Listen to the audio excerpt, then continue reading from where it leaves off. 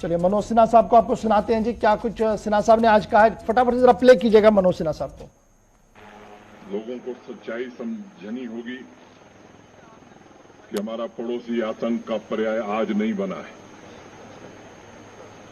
आजादी के बाद से ही आतंक को पालने पोसने का काम कर रहा है। 22 अक्टूबर को ब्लैक डे पर जम्मू कश्मीर के नौजवानों ने जुनैद मीर की अगुवाई में एक कार्यक्रम आयोजित किया था। मैंने भी उस कार्यक्रम में शिरकत की थी, तो मैंने एक बात कही थी कि नई पीढ़ी को बताने की जरूरत है कि विश्व में आतंक के सबसे बड़े रहनुमा हमारे पड़ोसी मुल्क ने सिर्फ 99 के कारगिल आक्रमण में ही नहीं झूठ बोला, बल्कि 75 साल से झूठ बोलता चला रहा है और निर्दोष लोगों की हत्या में शामिल रहा है। मुझे याद है कुछ पुराने दस्तावेज मैंने पढ़े हैं और आज ही के दिन 1947 में दिन के 3 बजे दिल्ली को मैसेज भेजा गया था कि बारामूला में पाकिस्तानी आतंकियों ने तबाही मचा रखी है। लोगों के घर, अस्पताल और चर्च जला दिए गए और सभी डॉक्टर्स, नर्सेस को मौत के घाट उतार दिया गया। अभी हमने साक्षात अपनी आंखों से सब देखा है। बारामूला की सड़कों पर उस दिन सिर्फ आतंक था, चारों तरफ बिखरी लाशें थीं। सभी धर्मों के लोग, चाहे वो हिंदू हो, मुसलमान हो, सिख हो, ईसाई हो, जो भी थोड़े बहुत जिंदा बच गए थे, उन्होंने घर द्वार छोड़कर पहाड़ों में शरण ली थी। और इसलिए सालों से फैलाई जा रही भ्रांतियों को तोड़ना तथा पड़ोसी मुल्क और उसके मुट्ठी भर स्लीपर सेल के मुंह से नकाब उतारना आज जरूरी हो गया है। आज के दिन मैं बारामूला के बहादुर नौजवान मकबूल शेरवानी और परमवीर चक्र विजेता मेजर सोमनाथ शर्मा की पुण्य स्मृति को भी प्रणाम करता हूं। मैं महावीर चक्र विजेता लेफ्टिनेंट कर्नल राय को भी सत सत नमन करता हूं। अगर 27 तारीख की रात को उन्हें सिर में गोली नहीं लगती तो सैकड़ों पाकिस्तानी आतंकियों को उन्होंने मौत के घाट उतार दिया। चिनार कोर के साथियों को मैं 3 नवंबर की एक छोटी सी कहानी बताना चाहूंगा जो मैंने दस्तावेजों में पढ़ी है। 700 पाकिस्तानी आतंकियों ने श्रीनगर एयरपोर्ट पर कब्जा करने के उद्देश्य से 2 बजे दोपहर में आक्रमण किया था, लेकिन मेजर सोमनाथ शर्मा और उनकी टुकड़ी ने बहादुरी से सामना किया और उनके नापाक मंसूबों को कामयाब नहीं होने दिया। मुझे आश्चर्य है कि दास्तां क्यों नहीं जन जन तक पहुंचाई गई, क्यों नहीं अवाम को पाकिस्तान की काली करतूतों के बारे में बताया गया, क्यों नहीं मेजर सोमनाथ शर्मा, मकबूल शेरवानी, ब्रिगेडियर राजेंद्र सिंह और लेफ्टिनेंट कर्नल राय की कहानियां अभी तक स्कूलों में बच्चों को नहीं पढ़ाई जा रही।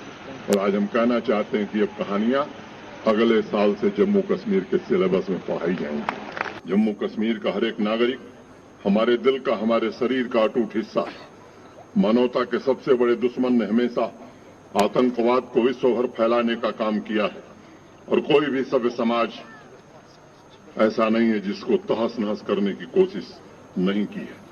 अभी भी नापाक कोशिशें चल रही हैं और ऐसे में आप सभी को देश के सम्मान, अखंडता और जम्मू कश्मीर के हर एक नागरिक की रक्षा के लिए हमेशा चौकन्ना रहना।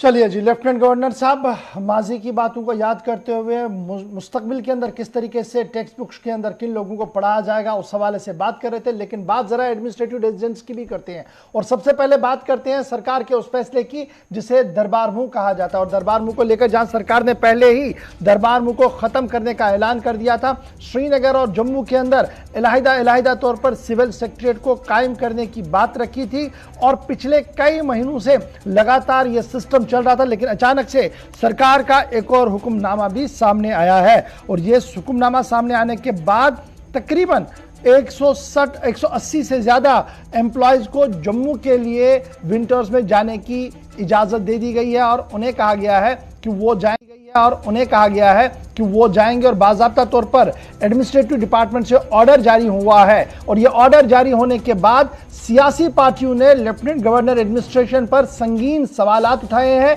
कि माजी की गलतियों को अब किस तरीके से इन ऑर्डर्स के जरिए छुपाने की कोशिशें की जा रही है। सबसे पहले श्रीनगर चलेंगे जहां से हिलाल आंजुरी मेरे साथ है। हिलाल, अपडेट कीजिएगा कि जब मैं इन डिपार्टमेंट्स की फहरिस्त को देखता हूं तो शायद ही कोई डिपार्टमेंट होगा जो इससे मुस्तस्ना रखा गया होगा। क्या ये दरबार मुंह के एंगल से देखा जाए या जो एक बड़ा निजाम चलाने की बातें की जा रही थी कि जम्मू और श्रीनगर के अंदर दोनों जगह पर एम्प्लॉयज बैक वक्त काम करेंगे जी, ऑनलाइन निजाम चलेगा, ई गवर्नेंस को मुतारफ करा गया, उसमें कहीं सुकुम आ गया जिसके बाद यह फैसला लिया गया? बिल्कुल गवर 186 कुछ अफसरान से लेकर जो ऑर्डरली तक काम कर रही हैं मुख्तलिफ डिपार्टमेंट्स में और कमोबेश हर किसी डिपार्टमेंट के साथ इनका ताल्लुक है और इनकी जो फहरिस्त है वो 186 के आसपास है।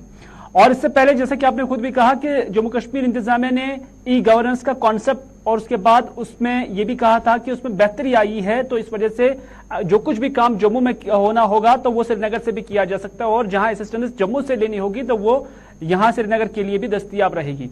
लेकिन जो फहरिस्त आज जारी की गई है ये बिल्कुल कॉन्ट्राडिक्ट है उस फैसले के, उस दावे के जो कहा गया था कि अब 200 करोड़ रुपए का जो खर्चा लगता है दरबार मुंह पर, तो उसके कॉन्ट्राडिक्ट है। और दूसरी बात, मुख्तलिफ सियासी जमातों ने यहां उस वक्त शोर भी मचाया था कि ये सही नहीं है और चूंकि उस वक्त उन्होंने दूसरा डायमेंशन इसका दिया था कि जो आइडियाज एक्सचेंज होते हैं जम्मू और कश्मीर के, तो एक ब्रिज है, तो उस पर भी उन्होंने चोट उस वक्त लगाई थी। लेकिन बात यह है कि जो सरकार ने कहा था कि ऑनलाइन या ई गवर्नेंस के जरिए, ई फैसिलिटी के जरिए हम दोनों इलाकों को जोड़ेंगे और काम हो जाएगा, आज का ये ऑर्डर उसके बिल्कुल कॉन्ट्राडिक्ट है। और ऐसा लग रहा है कि जो इस ऑर्डर में कहा गया है कि ये जो 186 लोग हैं उन्हें श्रीनगर में भी काम करना होगा और जम्मू एज वेल वहां पर भी काम करना होगा, यानी कहीं ना कहीं ऐसे लोगों की फिर कमी पड़ सकती है और यही वो लोग हैं जिन्हें करना होगा। यानी जिस वक्त ये जम्मू जाएंगे उस वक्त कश्मीर का काम रह जाएगा और जिस वक्त ये कश्मीर में होंगे उस वक्त ये जम्मू का काम रह जाएगा। उनकी वहां पर जाना प्रेजेंस मस्ट है जम्मू में भी और कश्मीर में भी। तो इस तरह से इस ऑर्डर के जारी करने के बाद सरकार पर अब तनकीद का जो सिलसिला है, तनकीद वाला मामला जरा सियासी जमातों से थोड़ी देर में मैं पूछूंगा क्योंकि मेरे साथ पीपल्स डेमोक्रेटिक पार्टी और नेशनल कॉन्फ्रेंस के तर्जमान ज्वाइन करेंगे। मुलाजमीन के चेहरे क्या कुछ कह रहे हैं, क्योंकि खबर यह है कि सिविल सेक्रेटरीट में जब जीएडी की तरफ से यह ऑर्डर गश्त करने लगा तो चिमेगोइयां बहुत चल रही हैं। क्या कुछ इस पावर कॉरिडोर में हो रहा है? चिमेगोइयां इस तरह की है कि कंफ्यूजन है, क्योंकि सरकार क्या कुछ करती है ये मुलाजमीन को समझ में नहीं आता है और सिलेक्टिवली लोगों को जब लिया जाता है कि फलानी डिपार्टमेंट के डायरेक्टर को जाना है, दूसरे डिपार्टमेंट के सेक्रेटरी को जाना है, तीसरे डिपार्टमेंट के ऑर्डरली को जाना है, ये पिक एंड चूज करके जब लोगों को वहां पे लिया जा रहा है तो अब ये मुलाजमीन भी परेशान है कि उनकी बारी कब आ जाएगी। क्योंकि ऐसे मुलाजमीन को पता है कि जहां पर वैकेंसीज है या जहां पर खिला अभी भी है वहां पर इस तरह के ऑर्डर्स जो बिल्कुल कम वक्त में लिए जाते हैं, बगैर सोचे समझे लिए जाते हैं, तो उनका मानना है कि ये ज्यादा वक्त तक काम नहीं करते हैं, ये रिजल्ट ओरिएंटेड नहीं होते हैं। तो इस तरह की चीमागोइयां सिविल सेक्रेटेरिएट श्रीनगर या बाकी दफातर के अंदर देखा जा रहा है, क्योंकि उनका मानना है कि जो डिसीजन इससे पहले लिया है आज का डिसीजन बिल्कुल अच्छा बड़ा इंपॉर्टेंट है। ये टेक्निकल बात जो है इसमें ये तो नहीं कहा गया कि जनाब इन्हें दरबार मुंह में जाना है, क्योंकि वो वर्ड इसमें है नहीं। इसमें कहा गया कि अवेलेबिलिटी रखी है जी सिविल सेक्रेटरीट जम्मू के अंदर और श्रीनगर के अंदर इन मुलाजमीन के लिए, और बाद में यह कहा गया कि नेसेसरी अरेंजमेंट जम्मू के अंदर किया जाए और नीचे एनेक्चर कर दिया गया कि किन लोगों ने जाना है और कितने मुलाजमीन वहां पर होने चाहिए। तो यह साफ है कि अब ये मुलाजिम वहां पर भी काम करेंगे और यहां पर भी काम करेंगे। तो इट मींस हमारे सिविल सेक्रेटरीट के अंदर ऊपर से ही अगर देखें तो इन 200-250 लोगों की किल्लत सीधे से है जिनको पूरा करना इंतहाई जरूरी बनेगा स्टेट के लिए। फिर बिल्कुल गवाह, जैसा कि मैंने पहले ही कहा कि ये बिल्कुल उस ऑर्डर की कॉन्ट्राडिक्ट है जो कहा गया था कि दरबार बंद करेंगे, क्योंकि आज मुलाजमीन जम्मू जाएंगे। ये 186 मुलाजमीन की जो लिस्ट फराम की गई है इनके लिए एकोमोडेशन का भी एहतमाम वहां पे करना है और उसके साथ साथ ट्रांसपोर्टेशन का भी एहतमाम करना है, वहां पे सिटिंग अरेंजमेंट का भी एहतमाम करना है। तो ये सारी चीजें, इसकी वैकेंसी है और इसको जब तक न पूरा किया जाएगा तब तक ये जम्मू से श्रीनगर, श्रीनगर से जम्मू करना कोई मुस्तकिम ऑल्टरनेटिव नहीं बन सकता है। ठीक है जी, आप बने रहिए मेरे साथ इमरान नबी डार साहब है, नेशनल कॉन्फ्रेंस के तर्जुमान है, फोन लाइन पर मेरे साथ, और डॉक्टर बख्श सिंह साहब पीपल्स डेमोक्रेटिक पार्टी के तर्जुमान भी मेरे साथ है। इमरान, पहले जरा आपका रिएक्शन लूंगा, क्योंकि आपकी जमात और फिर पीपल्स डेमोक्रेटिक पार्टी दोनों रीजनल पार्टियां हैं और दोनों ने लेफ्टिनेंट गवर्नर साहब के इस फैसले की जबरदस्त खिलाफवर्जी की थी और कहा था, बरहमी का इजहार किया था और कहा था कि देखिए इस तरीके के फैसले जो वो जब इंप्लीमेंट होंगे तो सही नहीं होंगे। आज एक जुज़वी ऑर्डर सामने आया है, अगर जिसमें मजीद कोई वजाहत इस ऑर्डर की नहीं है कि कितने दिन के लिए रहना है, क्या करना है, लेकिन लगता है कि एक शुरुआत है कि कुछ लोगों को शिफ्ट करने का। देखिए, ये हम बहुत पहले से यही बात कर रहे हैं कि ये जो एलजी एडमिनिस्ट्रेशन है, इनकी करनी और कथनी में बहुत फर्क है। तब जब इन्होंने वो ऑर्डर निकाला तब हमने चिल्ला चिल्ला के चीख चीख के बोला कि आप ये इकदाम को नहीं कर सकते, इसको रिव्यू करिए। तब बोला गया हमने जी नए सॉफ्टवेयर लाए हैं, अब वहां से हमको यहाँ लाने के बंदे लाने की जरूरत नहीं है। तो आज अचानक से क्यों इनको ये लग रहा है कि अगर आज वो सॉफ्टवेयर इनके पास नहीं है, जब तब जो जस्टिफिकेशन दी गई थी कि हमारे पास नए सॉफ्टवेयर आए हैं और हम अब जो है हमको एक जगह से दूसरी जगह ह्यूमन रिसोर्स को लेने की जरूरत नहीं है, तो आज क्यों ये सब चेंज हो रहा है? तो मैं वही बोल रहा हूँ कि ये मतलब पूरा एडमिनिस्ट्रेशन ऊपर से नीचे तक कंफ्यूजन का शिकार है। इनको ये समझ नहीं आता है कि हमको कहाँ पे क्या करना है, कहाँ से हमको कहाँ से किस तरीके से चलना है, तो उसका शिकार अवाम हो रहा है। और ये सारा रिफ्लेक्ट होगा जो आज भी आप देखिए काम कहीं होने हैं, सिर्फ यही एक दिन एक ऑर्डर निकलता है, दूसरे दिन फिर उसी ऑर्डर के बरक्स दूसरा ऑर्डर निकलता है। तो ये पूरी एडमिनिस्ट्रेशन कंफ्यूजन की शिकार है और कुछ नहीं। बहुत शुक्रिया जी इरफान हमारे साथ ज्वाइन करने के लिए। मेरे साथ डॉक्टर साहब ने भी ज्वाइन किया, हरबख्श सिंह साहब बहुत शुक्रिया जी ज्वाइन करने के लिए। आपका रिएक्शन जी, क्योंकि मैंने देखा महबूबा मुफ्ती के ट्वीट्स हमारे सामने हैं, फिर आपकी पार्टी की तरफ से जबरदस्त बयान जो है वो जम्मू से भी दिया गया था, लेकिन एक बात ये थी कि जनाब अब सिस्टम को सेट किया गया है, लेकिन सिस्टम सेट होते होते ऑर्डर सामने आया, कमोबेश 200 के करीब अफराद की मुंतकिली का ऑर्डर है। देखो अशफाक साहब, उस वक्त भी हमने जो कहा था कि ये जो कह रहे हैं ये सारा एक सिस्टम बना हुआ है, ये कोई छोटी सी बात नहीं थी, इसमें बहुत सारी चीजें थी। एक तो कल्चरल एक्सचेंज था, दूसरा ये था कि एक सारा सिस्टम 6 महीने एक जगह बैठता था, लेकिन वो पूरे स्टेट के लिए काम करता था। वो पूरे जम्मू कश्मीर का काम जम्मू से भी होता था और कश्मीर में अगर 6 महीने रहते थे पूरा काम होता था। और जब ये ऑर्डर निकाला गया कि दरबार मुंह बंद करेंगे, उसमें भी आपको मैं बताऊं कि जो छोटे मुलाजिम थे उनका जाना बंद हुआ।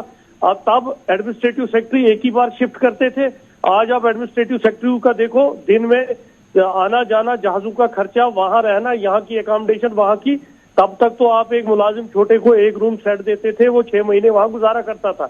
आज आप देखिए जो मुलाजिमों को आप लेके जा रहे हैं, जैसे 200 को आप इनको टीआरसी में बिठाएंगे, इनका खर्चा कितना है, इनके आने जाने का खर्चा कितना है, ये सारी चीजें जो है ये इनका फेलियर बताती है कि एक सिस्टम को अब ये उस दरबार मुंह को जो फेल हो गया इनका, अब उसको ये दूसरा नाम दे के अवेलेबिलिटी का नाम दे रहे हैं।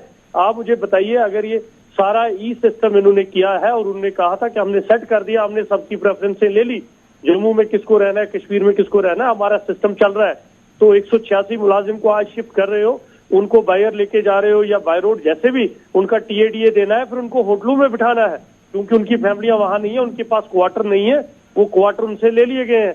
अब वो 5 स्टार होटलों में बैठेंगे और उनके खाने का खर्चा होगा, और पर डे जो ये खर्चा होगा ये कहां से आएगा, इसका हिसाब कौन देगा?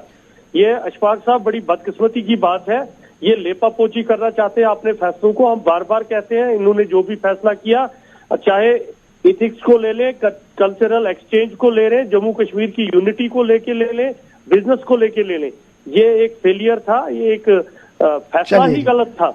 बहुत शुक्रिया जी डॉक्टर साहब मेरे साथ ज्वाइन करने के लिए। हिलाल बहुत शुक्रिया जी श्रीनगर से ज्वाइन करने के लिए। फिलहाल ये तो एक खबर थी, लेकिन आज एक और बड़ी खबर भी सामने आई, और बड़ी खबर लेफ्टिनेंट गवर्नर साहब की तरफ से ही सामने आई, जहां पर एडमिनिस्ट्रेटिव काउंसिल का इजलास मुनक्किद हुआ दिन में, और उस एडमिनिस्ट्रेटिव काउंसिल के अंदर कई अहम फैसले लिए गए हैं, और वो अहम फैसले जो है वो नौजवानों से लेकर अदालतों तक के हैं और तरक्याती मंसूबों को अमली जामा पहनाने तक है।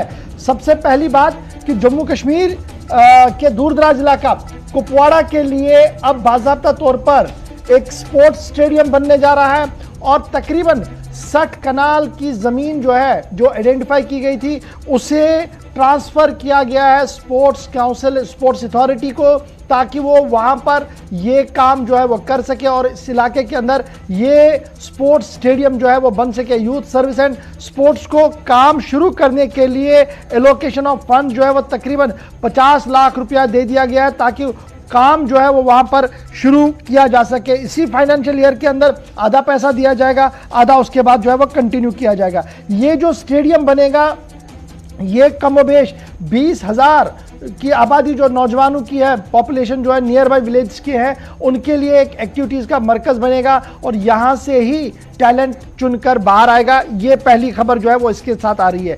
दूसरी बड़ी बात जो इसमें सामने आ रही है वो ये है कि SRO 43 के तहत अब एक और बात सामने आई है कि SRO 43 का रिलीफ जो है वो एक्सटेंड किया जाएगा मिलिटेंसी विक्टिम्स के लिए। गुज़श्ता दिनों जो गैर रियासती लोग जम्मू कश्मीर के अंदर मारे गए हैं उनके लिए बाज़ाब्ता तौर पर रिलीफ देने का ऐलान नॉन रेजिडेंट जम्मू कश्मीर के लिए भी होगा। 43 के तहत SRO 43 के दायरे में इस बात को भी हरी झंडी दे दी गई है।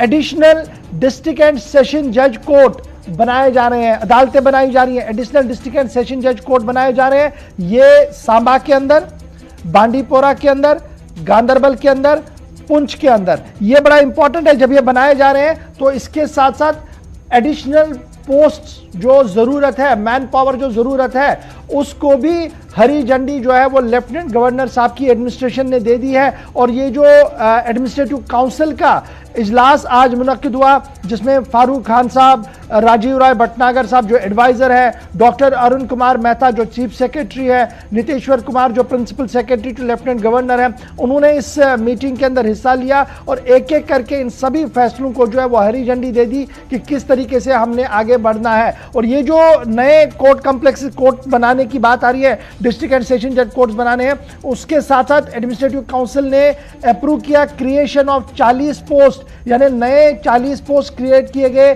कैटेगरी 10-10 कैटेगरी की होगी हर एक के अंदर। और इसके साथ साथ इसका एलोकेशन ऑफ फाइनेंशियल इंप्लीमेंटेशन जो है सैलरी के हिसाब से वो भी देने का इसी फाइल में ही क्लियरेंस दे दी गई है। उसके बाद एडिशनल जमीन शाहपुर कंडी के लिए उसके लिए भी अवेलेबिलिटी जो है वो दे दी गई है।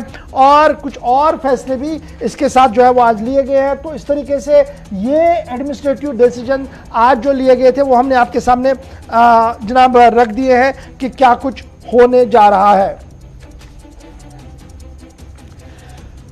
चलिए जी।